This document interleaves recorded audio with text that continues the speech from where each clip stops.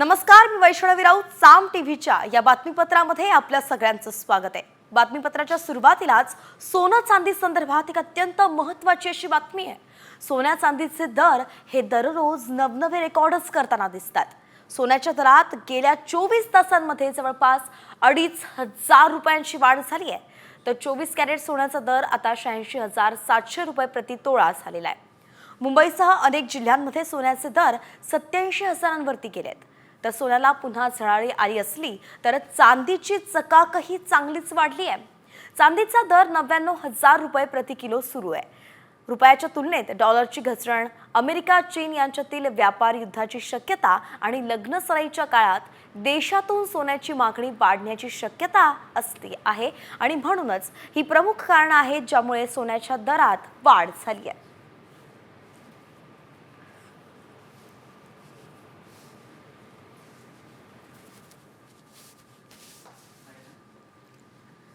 आणि या महत्त्वाच्या बातमीनंतर आता राजकीय गोटातून एक बातमी समोर येते. मुख्यमंत्री देवेंद्र फडणवीस आज बीडच्या दौऱ्यावरती आहेत. सरपंच संतोष देशमुखांच्या हत्या प्रकरणानंतर फडणवीस हे पहिल्यांदाच बीडमध्ये येत आहेत. बीडमध्ये होणाऱ्या सरकारी कार्यक्रमांना मंत्री धनंजय मुंडे मात्र गैरहजर राहणार आहे. डोळ्यांचं ऑपरेशन आहे आणि म्हणून येऊ शकणार नाही असं धनंजय मुंडेंनी सांगितलंय. पण दुसरीकडे पर्यावरण मंत्री पंकजा मुंडे आणि भाजपचे आमदार सुरेश धस हे आज एकाच व्यासपीठावरती पाहायला मिळणार आहे. गेल्या काही दिवसांमध्ये आमदार सुरेश धस यांनी आपल्याच पक्षाच्या पंकजा मुंडेंवरती अनेक आरोप केले होते आणि म्हणून आजच्या भाषणात हे दोघेही काय बोलतात याकडे सगळ्यांचं लक्ष असणार आहे. मी आज रात्री माझ्यावर तुम्हाला एक विचारले, मी आता रायटिंग मध्ये देणार होतो पण बरं झालं तुम्ही आला. मी ऑपरेशन करतोय माझ्या डोळ्याचं आज रात्री आणि अगोदरच ठरवलेलं होतं आणि डोळ्याचं ऑपरेशन करत असल्यामुळे उद्याच्या कार्यक्रमाला जाणार नाही. अगोदरच एकंदरीतच महाराष्ट्राचे मुख्यमंत्री देवेंद्र फडणवीस आज भाजपचे आमदार सुरेश धस यांच्या मतदारसंघात आहे. धसांच्या मतदारसंघातल्या आष्टी तालुक्यातल्या कुंटेफळ साठवण तलावाचं मुख्यमंत्री भूमिपूजन करणार आहेत आणि या तलावामुळे दुष्काळी आष्टी तालुक्यातील सिंचनाचा प्रश्न हा मार्गी लागणार आहे. मात्र उपमुख्यमंत्री आणि बीडचे पालकमंत्री अजित पवार यांच्यानंतर फडणवीस हा बीडचा दौरा करतायत म्हणून एक वेगळीच चर्चाही सुरू झाली आहे. बीडमध्ये पाऊल ठेवताच अजित पवारांनी सुरेश धस यांना मोठा धक्का दिला होता हे आपल्याला आठवत आहे. जिल्हा नियोजन समितीतून त्यांनी धसांना हटवलं होतं आणि विशेष म्हणजे धस यांनी या बैठकीनंतर अजित पवारांना एक पेनड्राईव्ह सुद्धा दिला होता. मात्र याच धसांच्या मतदारसंघात आता फडणवीस हे अनेक विकास कामांचं भूमिपूजन करणार आहेत. तेव्हा अजित पवारांनी धक्का दिलेल्या धसांना फडणवीस ताकद देत असल्याची चर्चा सुरू झालेली आहे. बीड जिल्हा दौऱ्यावरती असून आष्टी विधानसभा मतदारसंघातील शिंपोरा ते कुंटेफळ पाईपलाईन कामाची पाहणी कार्यक्रमाचे आयोजक आष्टी विधानसभा मतदारसंघाचे आमदार सुरेश धस माझ्यासोबत आहेत. दोन्ही ठिकाणी येणार आहेत साहेब, पण मुख्य कार्यक्रम हा कुंटेफळ साठवण तलावाचा आहे. तिकडचा जो कार्यक्रम आहे तो आमचा छोटा कार्यक्रम आहे. विधानसभा निवडणुकीनंतर मुख्यमंत्र्यांच्या उपस्थितीमध्ये तुम्ही आणि पंकजाताई एका कार्यक्रमाला एकत्र येतात. आज पंकजाताई देखील येणार आहेत. यात काय वेगळे, हा म्हणजे डेव्हलपमेंटचा कार्यक्रम आहे, शासकीय कार्यक्रम आहे. या कार्यक्रमामध्ये त्या आल्या, त्यांचं स्वागतच आहे. धनंजय मुंडे यांनी डोळ्याचं ऑपरेशन सांगितलं कारण समोर करून कार्यक्रम टाळला असं मला वाटत नाही. त्यांच्या करवी मला सांगण्यात आलेलं आहे. त्यामुळं एखाद्याच ऑपरेशनला कसं खोटं बोलतं. आज ऑपरेशन आहे आणि त्यांनी जर सांगितलं की बाबा माझं ऑपरेशन आहे तर ऑपरेशनच्या बाबतीमध्ये त्यांचं ऑपरेशन होऊन जाऊ द्या. ते ऑपरेशनमुळे येणार नाहीत आणि ते जरी आले असते तरी मंत्री म्हणून आम्ही त्यांचं स्वागत केलंच असतं ना. स्टेजवरती आल्यावर काय अवमान अपमान थोडीच करणार. कॅमेरामन इफ्राम मोहम्मदसह मी योगेश काशीद, आष्टी, साम टीव्ही, बीड. एकीकडे मुख्यमंत्री देवेंद्र फडणवीस बीड दौऱ्यावरती आहेत आणि त्यामुळेच ते बीड सरपंच संतोष देशमुख यांच्या हत्या प्रकरणावरती काय बोलतात याकडे सगळ्या राज्याचं लक्ष लागलंय. तर दुसरीकडे बीड सरपंच हत्या प्रकरणातील आरोपी विष्णू चाटेच्या मोबाईलमध्ये अनेक मोठे पुरावे आहेत असा दावाच संतोष देशमुख यांचे बंधू धनंजय देशमुख यांनी केलाय. ते नष्ट करण्यासाठीच त्याचा मोबाईल हा गायब केल्याचा आरोप सुद्धा धनंजय देशमुखांनी केलाय. पुरावे नष्ट झाले तर त्याची जबाबदारी पोलीस प्रशासन घेणार का असा थेट सवाल सुद्धा धनंजय देशमुखांनी उपस्थित केला. मोबाईल घेऊन त्यांनी जे सगळे पुरावे नष्ट केलेले असले, तो मोबाईल टाकून दिलेला असला तर याचा फारसा उपयोग आमच्या या प्रकरणामध्ये होणार नाही. त्याचं कारण असं आहे की तुम्ही पुरावा नष्ट केलेला एकच गुन्हा नोंद करू शकतात विष्णू चाटेवर आणि सगळ्या आरोपीवर, पण त्याच्यात असणारे सगळे धागेदोरे, त्याच्यातून कुणाकुणाला फोन गेले, त्याच्यातून कुणाला व्हिडिओ कॉल केला, त्याच्यातून काय काय व्हिडिओ आहेत, सगळे पुरावे त्याच्यात आहेत. तर ते बाकीच्या सगळ्या पुराव्याची जिम्मेदारी पोलीस प्रशासनाने घेतली पाहिजे, डिपार्टमेंटने घेतली पाहिजे, अशी विनंती मी मुख्यमंत्री साहेबांना करत आहे. तर धनंजय मुंडेंच्या मंत्रिपदाचा राजीनामा घेण्याची मागणी केल्यानंतर आता थेट त्यांच्यावरती खुनाचा गुन्हा दाखल करण्याची मागणी करण्यात आलेली आहे. त्यांच्या विरोधात ही मागणी कोणी केली आहे आणि का केली आहे, त्याला पुरावे काय आहेत या संदर्भातलाच हा विशेष रिपोर्ट पाहूयात. सरपंच हत्या प्रकरणी मुंडेंचा पाय खोलात. मुंडेंवर खुनाचा गुन्हा दाखल करा.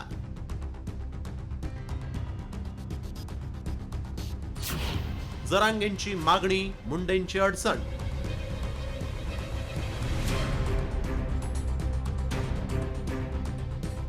सरपंच हत्येशी संबंधित प्रकरणात धनंजय मुंडेंचा निकटवर्तीय वाल्मिक कराडवर मोक्का लावण्यात आल्यानंतर धनंजय मुंडेंच्या राजीनाम्याची मागणी केली जात आहे. मात्र आता या प्रकरणात एक नवा ट्विस्ट आलाय. धनंजय मुंडे पदाचा वापर करून पुरावे नष्ट करण्याचा प्रयत्न करत असल्याचा आरोप करत मुंडेंवर हत्येचा गुन्हा दाखल करा अशी मागणी मनोज जरांगेंनी केली. त्यामुळे एकच खळबळ माजली. तर सरपंच देशमुखांच्या हत्येनंतर पोलिसांनी कुणाच्या दबावामुळे आरोपींचे फोन ट्रेस केले नाहीत असा सवाल धनंजय देशमुखांनी उपस्थित केला आहे. सगळं करता करिता हे त्याच्यामुळे याच्यावरती जी आता चौकशी लावली कोणती तरी 2-3 जणांची, ती SIT, CID आणि ED हे सगळे लोक याचा पूर्ण CDR दुसऱ्या मोबाईलवरून बोलत असताना ड्रायव्हराच्या कोणाच्या त्यांच्या मित्राच्या हे घ्या, ह्यो खुनामध्ये असणारच, त्याच्यावर गुन्हा दाखल होणं गरजेचं. काय होतं, मंत्री किती होऊन द्या त्याला, मध्ये जाऊ द्या. 12:30 वाजता एक कॉल केला होता विष्णू चाटेला, त्यांनी कॉल रिसीव्ह केला होता आणि ह्या सगळ्या आरोपीचे मोबाईल 11 वाजेपर्यंत चालू होते. जर इकडून गाडी तिकडं चौसाळ्याकडे जाते, गाडी जागेवर सुटते, आरोपी फरार होत आहेत, की कुठल्याही प्रकारचं त्यांना ट्रेस नाही केलं, मोबाईलला टावर लोकेशन घेतले नाही आणि आरोपी गाडी सोडून पळून जात आहेत आणि तुम्ही त्या पोलीस तर गाडीचा पाठलाग करतायत आणि आरोपी गाडीतून उतरून पसार होत आहेत, तुमची गाडी तर त्याच्याच मागे आहे. म्हणजे हे खूप चुकीच्या पद्धतीने तपास झालेला आहे. सरपंच संतोष देशमुख हत्या प्रकरणाला 59 दिवस झाले. या प्रकरणी आतापर्यंत 8 आरोपींना अटक करण्यात आलेली आहे. तर कृष्णा आंधळे अजूनही पोलिसांच्या हाती लागलेला नाही. त्यातच धनंजय मुंडेंशी संबंधित वाल्मिक कराडवर खंडणी प्रकरणी मोक्का लावण्यात आलाय. त्यामुळे मुंडेंनी नैतिकतेच्या आधारावर राजीनामा देण्याची मागणी केली जात होती. मात्र आता धनंजय मुंडे आरोपींना वाचवत असल्याचा आरोप करण्यात आलाय. एवढंच नाही तर धनंजय मुंडे, त्यांचा ड्रायव्हर आणि मित्रांचे CDR तपासण्याची मागणी मनोज जरांगेंनी केली आणि त्यावरून मुंडेंनी संताप व्यक्त केलाय. काय चाललंय, काय चाललंय, एकाला जरांगे पाटील साहेबांची न्यूज व्हॅल्यू कमी करायची, एकाला वाढवायची, मला कळत नाही. It's all going of news value. माझ्यासारखा माणूस मेला तरी तुम्हाला काही फरक पडत नाही.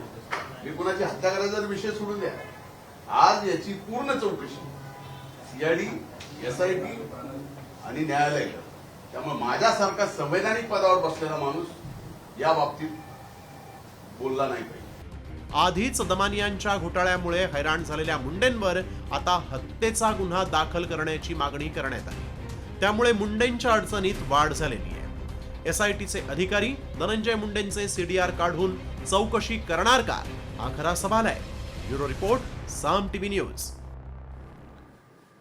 विरोधक मागणी करतायत, त्यामुळे आता मुंडेंची खरंच चौकशी होणार आहे का हे पाहावं लागणार आहे. त्यांच्या राजीनाम्याची सुद्धा मागणी केली जाते, तो देखील घेतला जाणार का, असे अनेक प्रश्न आहेत, ते प्रलंबितच आहेत. त्यातच आता दमानी यांनी अजून नवे आरोप मुंडेंवरती केले आहेत. त्यावर काय प्रतिक्रिया येते, मुख्यमंत्री उपमुख्यमंत्री काय म्हणतायत, हेही पाहणं महत्त्वाचं आहे.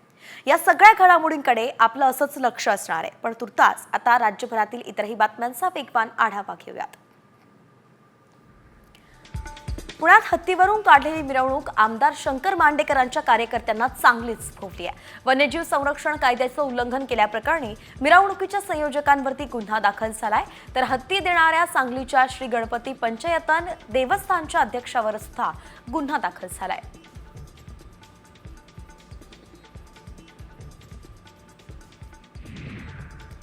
नंदुरबारमधील आदिवासी बांधवांच्या मरण यातना संपताना दिसतच नाहीयेत.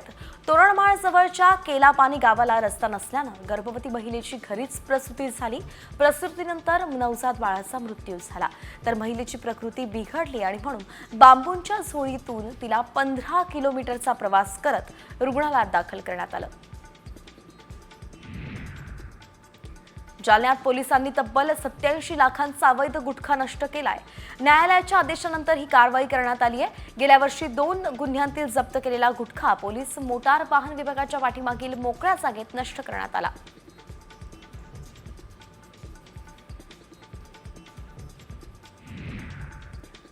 अहिल्यानगरमध्ये शेअर ट्रेडिंगमध्ये 1 कोटी 10 लाखांची फसवणूक करणारी 4 जणांची टोळी जेरबंद करण्यात आली आहे.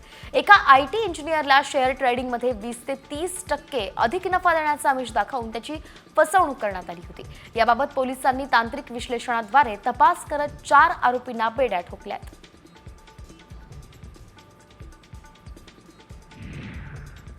पैसे दुप्पट करून मिळण्याच्या आमिषाला बळी पडत बँक मॅनेजरनं विविध खात्यांमधून 5 कोटी काढले.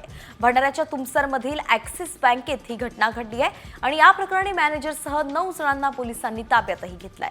दिल्ली, रायपूर आणि गोंदियातील लोकांचा यात समावेश आहे.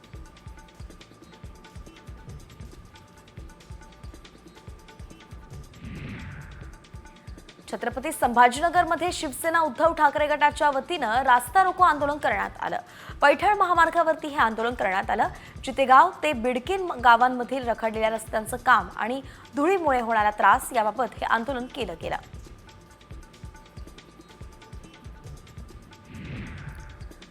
पीक कर्जासाठी लावण्यात आलेल्या सिबिलच्या अटीमुळे बुलढाण्यातील जवळपास सर्व शेतकरी हे पीक कर्जापासून वंचित राहण्याची शक्यता आहे. त्यामुळे ही अट सरकारनं तात्काळ रद्द करावी अशी मागणी मनसेचे नेते अमोल रिंढेंनी केली आहे. असं न झाल्यास तीव्र आंदोलनाचा इशाराही रिंढेंनी दिलाय.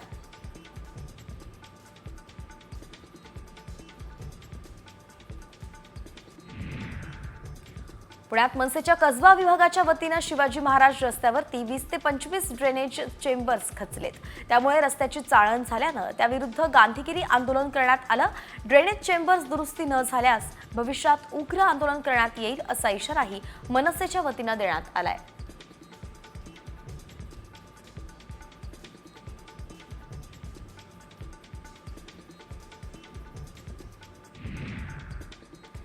दर्जेदार कोल्हापुरी गुळ निर्मितीसाठी भेसळमुक्त गुळ तयार करणं काळाची गरज असल्याचं डॉक्टर अशोक पिसाळ म्हणाले.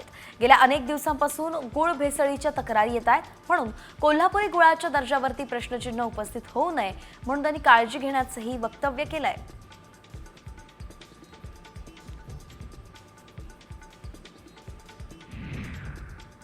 शेतकऱ्यांना दिवसा वीज पुरवठा व्हावा यासाठी मुख्यमंत्री सौर पंप योजनेतून अनुदानावरती पंप बसवले जातात. मात्र ते नादुरुस्त झाल्यावर संबंधित कंपनी दुरुस्ती करण्याकडे दुर्लक्ष करत असल्याचा आरोप शेतकऱ्यांकडून करण्यात येतोय. सौर पंप दुरुस्त होत नसल्यानं मात्र पिकांच्या नुकसानीचा सामना शेतकऱ्यांना करावा लागतोय.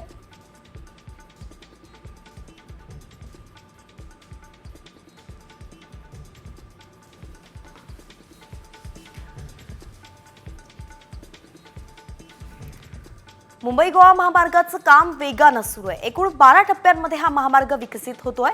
3 टप्पे वगळता इतर ठिकाणचं काम पावसाळ्यापूर्वी पूर्ण होणार आहे. त्यामुळे यंदा गणेशोत्सवाला जाणाऱ्या चाकरमान्यांची गैरसोय टळणार आहे.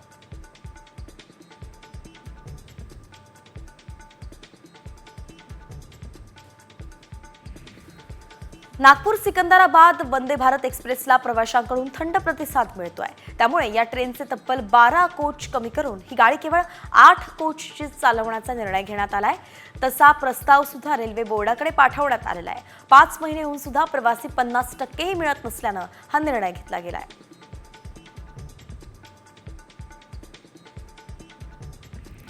भंडारा डोंगरावरती वसंत पंचमी निमित्तानं नाम सप्ताहाची सुरुवात झाली आहे. या सप्ताहाची 50 वर्षांची परंपरा आहे. नाम सप्ताहासाठी राज्यातून नामांकित कीर्तनकारांची सेवा भाविकांच्या चरणी अर्पण केली जाते.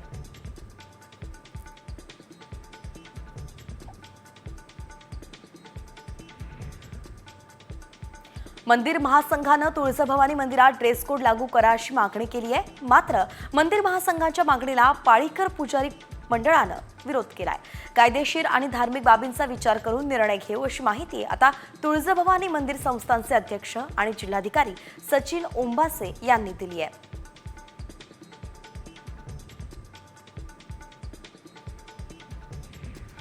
अमरावतीमध्ये नवनिर्मिती शासकीय वैद्यकीय महाविद्यालयातील पहिल्या वर्गातील विद्यार्थ्यांच्या परीक्षेला आज सुरुवात झाली.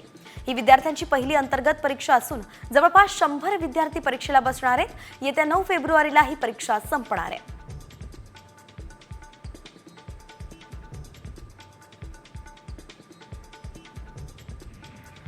दहावी 12वीच्या परीक्षेला मुस्लिम विद्यार्थिनींनी बुरखा घालण्यास परवानगी देण्यात आली आहे. मंत्री नितेश राणेंनी परीक्षेदरम्यान मुस्लिम विद्यार्थिनींना बुरखा बंदी करण्याची मागणी केली होती. मात्र त्यांची ही बातमी माहिती ही जी मागणी होती ती शिक्षण विभागानं धुडकावून लावली आहे.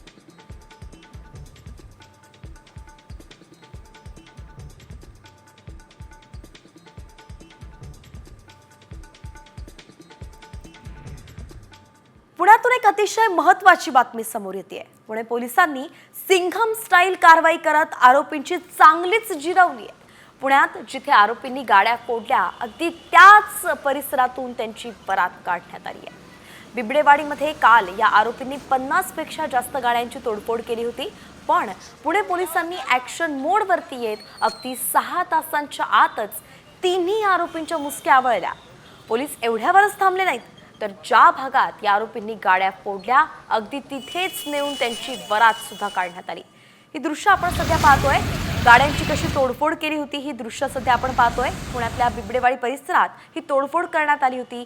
3 आरोपींनी तोडफोड केली होती. त्यांचीच पोलिसांनी बरातही काढली आहे. यामध्ये रस्त्याच्या कडेला त्या भागामध्ये छोटे छोटे रस्ते असल्यामुळं बरेचसे 2 व्हीलर टेम्पोज रात्रीच्या वेळी पार्क केलेले असतात आणि ह्या तिन्ही इस्मांनी कुठलंही कारण नसताना त्या ठिकाणी वाहनांची मोडतोड केलेली आहे. या तिन्ही आरोपींना पुणे ग्रामीण मधील वेल्हा तालुक्यातील पाबे या गावातून गुन्ह्यात वापरलेल्या वाहनासह ताब्यात घेण्यात आलेले आहे आणि पुढील कार्यवाही चालू आहे.